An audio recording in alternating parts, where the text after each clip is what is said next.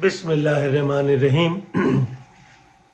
शुरू से रब्ब जलील के नाम से जो मेरा और आपका पालने वाला है। दुरूद व सलाम ख़त्मी मर्तबत अहमद मुस्तफ़ा सल्लल्लाहु अलैहि वसल्लम और उनके आले पाक पर। अल्हम्दुलिल्लाह रब्बिल आलमीन।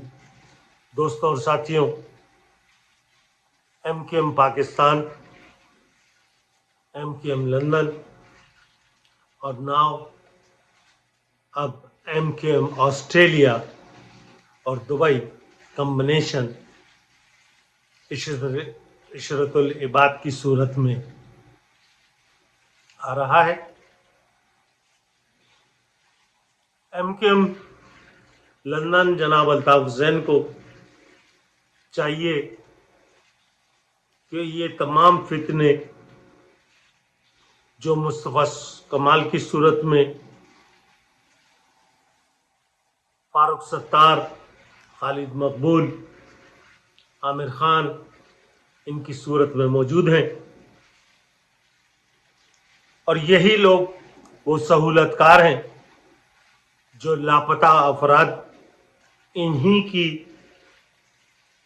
सरपरस्ती में, इन्हीं की सहूलतकारी की वजह से हमारे सैकड़ों अफराद अब भी लापता हैं और गुज़श्ता 3 माह में 13 से ज़्यादा अफराद की हाई कोर्ट में पिटीशनें लगी हुई हैं, सिंध हाई कोर्ट में, जो लापता हैं। और लापता अब सबको मालूम है कि या तो वो ISI या DG रेंजर उसके जिम्मेदार हैं। अल्ताफ हुसैन को चाहिए कि लोगों को हुक्म दें और लोगों को चाहिए मुस्तफ़ा कमाल के घर का गिराव किया जाए, आमिर खान का गिराव किया जाए, खालिद मकबूल, फारूक सत्तार, इनका गिराव किया जाए कि ये जिम्मेदार हैं जो हमारे लोगों को फौज के को बेचते हैं और अपने कीमत वसूल करते हैं। यही वजह है कि आज इनकी 17 सीटें इसी सहूलतकारी के नतीजे में, वगरना ये एक सीट के भी कराची की अवाम ने, हैदराबाद की अवाम ने एक भी सीट पे इन्हें विनिंग पोजीशन नहीं दी। अवाम ने इन्हें यकसर मुस्तरद किया। अब एक नया फितना इशरतुल इबाद। तो दोस्तों और साथियों, इशरतुल इबाद पार्टी के APSO के विंग में थे। जब ये पहली दफा MPA बने तो इनको वजीर बल्दियात और तामीरात इनको अता हुई। इशरतुल इबाद मैं इसलिए ये सारी बात बहुत अच्छी तरीके से जानता हूं कि जब उस वक्त मैं, शहजाद मिर्जा, सलीम यूसुफ, मोहम्मद असलम, हम सेंट्रल ऑर्गेनाइजिंग कमेटी के मेंबर थे और हम लेबर डिवीजन को देखा करते थे। और उस वक्त पार्टी की पॉलिसी ये थी, कोई भी मेन ओहदेदार, कोई भी मेन आदमी जो है सेंट्रल कमेटी का, वो इलेक्शन नहीं लड़ेगा। लेकिन अचानक डॉक्टर इमरान फारूक ने मेरा अनाउंस किया कि मैं पाकिस्तान स्टील से और पाकिस्तान स्टील फैब्रिकेटिंग कंपनी से as a general secretary election लड़ूंगा। उस पे मैंने एतराज किया कि भाई ये तो पॉलिसी नहीं, ये थी कि सेंट्रल कमेटी का कोई आदमी इलेक्शन नहीं लड़ेगा, पार्टी का ओहदेदार, तो आखिर मुझे क्यों इलेक्शन लड़ाया जा रहा है। लेकिन डॉक्टर साहब ने, इमरान फारूक साहब ने कहा नहीं जी, आप लड़ेंगे। और शहजाद मिर्जा मरहूम, जो मेरे बहुत रफीक, दरीना, मुखलिस दोस्त थे, भाई थे, वो उनका अनाउंसमेंट किया गया कि वो KDA के लिए सदर की हैसियत से वो इलेक्शन लड़ेंगे।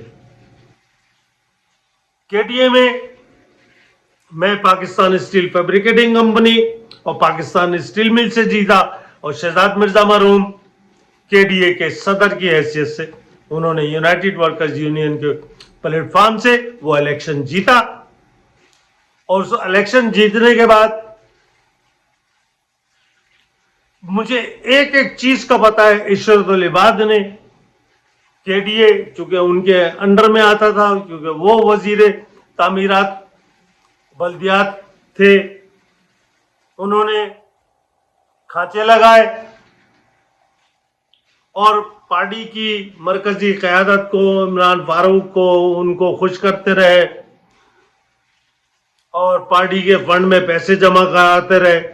لیکن ایک بد کردار بدعنوان آدمی عشرت العباد، جس نے سب سے طویل عرصہ کراچی کی عوام پر ایز اے گورنر حکومت کی، لیکن یہ بدبخت ناہنجار عشرت العباد کیا کراچی کے کسی مسائل کو حل کرنے میں کامیاب ہوا؟ کیا اس شخص نے حیدرآباد اور اردو بولنے والوں، کراچی والوں، میرپور، نواب شاہ، خیرپور اردو بولنے والوں کے لیے کوئی ایک کارہایا نمایاں انجام دیا؟ یہ عشرت العباد فوج کا ٹٹو بنا اور یہ مہاجر قوم کا سودا کرتا رہا، اور سب سے طویل المدت اگر کوئی گورنر رہا اس پاکستان کی ہسٹری میں، اس کا نام عشرت العباد ہے۔ آپ کسی سے بھی تصدیق کر سکتے ہیں جو آسٹریلیا میں لوگ رہتے ہیں، اس شخص کی کتنی پراپرٹی دبئی میں اور کتنی پراپرٹی یہ شخص اون کرتا ہے۔ آپ کا اور ہمارا لہو بیچ کر یہ اون کرتا ہے آسٹریلیا میں، اور یہ تمام کمائی ہمارے لاپتہ افراد کی صورت میں، ہمارے وسائل کی صورت میں، ہماری جو اس شخص نے بیچا پوری قوم کو، اس کی اس نے پوری قیمت وصول کی اور ہماری قوم کو بیچ منجدار میں چھوڑ کر یہ شخص چلا گیا۔ اب یہ نئے رنگ نئے ڈھنگ سے یہ دوبارہ قوم کا درد ان کے دل میں جاگ اٹھا ہے۔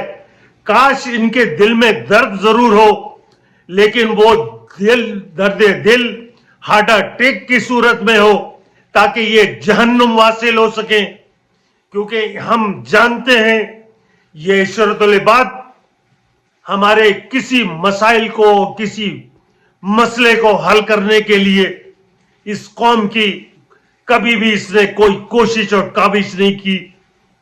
یہ ایک بلیک میلر، فوج کا کارندہ، فوج کا ٹٹو، تمام عرصے فوج کی جوتے پالش کر کے، جوتے چاٹ کر یہ اپنی گورنر شپ چمکاتا رہا، ہمیں بیچتا رہا، ہمارے بچوں کو، ہمارے بھائیوں کو یہ اغوا کراتا رہا، اور آج بھی ابھی بھی اس 2024 میں بھی سینکڑوں افراد رینجر اور فوج ہمارے اٹھا چکی ہے، اور کسی عدالت میں، کسی کورٹ میں ان کو پیش نہیں کیا جا رہا۔ اور آپ کو پتا ہے باجوہ کے دور کا چڑا بابر افتخار اب کور کمانڈر کراچی ہے۔ یہ وہی باجوہ کا ٹولہ ہے کرمنلز کا، جو بابر افتخار، فیصل نصیر، نوید انجم، فہیم رضا اور راشد گنجے کی صورت میں موجود ہے۔ ہونا تو یہ چاہیے تھا ان تمام باغی آرٹیکل 6 جن پہ فٹ ہوتا ہے تمام جرنیلوں پہ، ان کو چوکوں پہ پھانسی لٹکائی جائے، ان کے بیوی کو، ان کے بچوں کو سولیوں پہ لٹکایا جائے، کیونکہ یہ وہ کنجر ہیں جنہوں نے پاکستان کو برباد و تباہ کر دیا۔ آج پاکستان جس مسائل کا شکار ہے، पाकिस्तान की कौम जिस मसाइल का शिकार है, माशी तौर पर, सियासी तौर पर, यही फौजी टोला है। जब इस फौजी टोले ने वो फवाइद बाबा मुस्तफा कमाल टट्टू से हासिल नहीं कर पाए, तो फौज के पुराने टट्टू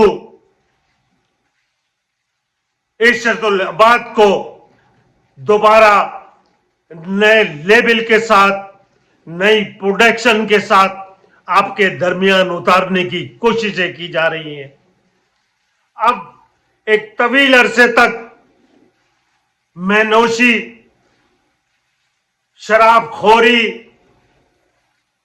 और अपनी प्रॉपर्टियां अय्याशियां करने के बाद उनके दिल में कौम का दर्द दोबारा से जाग रहा है।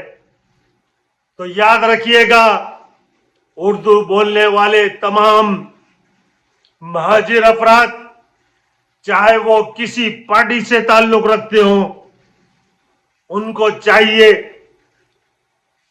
ये पुराने शिकारी नए जाल लेकर आपके सौदा करने के लिए आपके दरमियान आ रहे हैं। इनकी तवाज़ो जूतों, लातों, घूसों, मुक्को, अंडों, टमाटरों और शिट से किया जाए, क्योंकि यही असल जिम्मेदार हैं।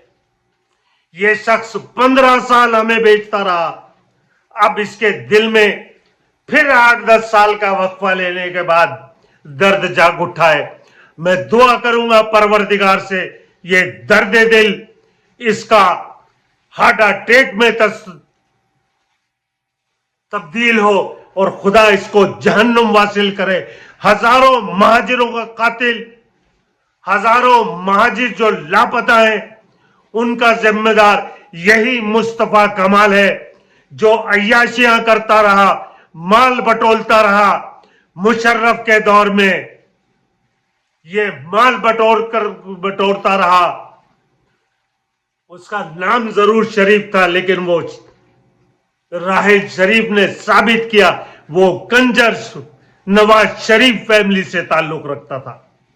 आज वो अरबों रियाल कमा रहा है आपको बेचकर, तो अपनी कीमत वसूल कर चुका।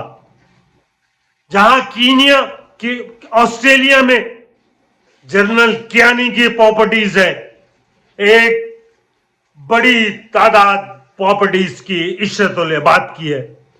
इस शख्स ने वजीर बल्दियात और तामीरात केडीए को जिस तरीके से शख्स ने लूटा और चंद मरकजी ओहदेदारों को यह खुश करता रहा, पार्टी को चंदे देकर उसी हराम के माल पर यह शख्स एक नए जाल के साथ आ रहा है। इससे होशियार रहें।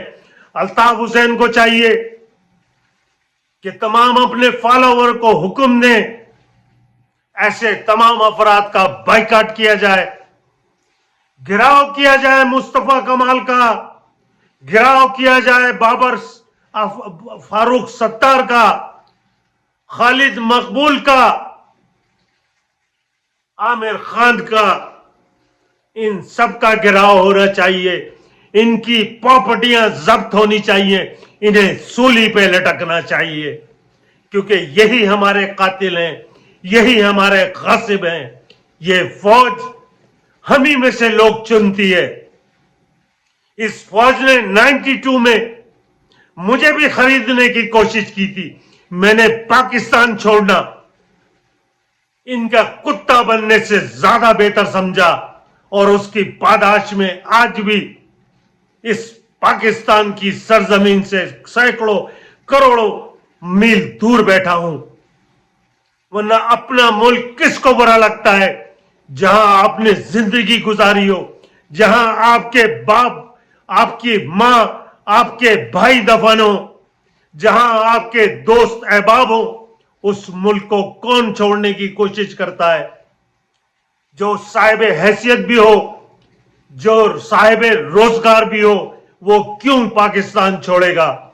इसी फौज और इन्हीं दलालों से जो फौज की दलाली कर रहे थे, एमक्यूएम के बैनर तले, परचम तले, उनकी वजह से हमें पाकिस्तान छोड़ना पड़ा।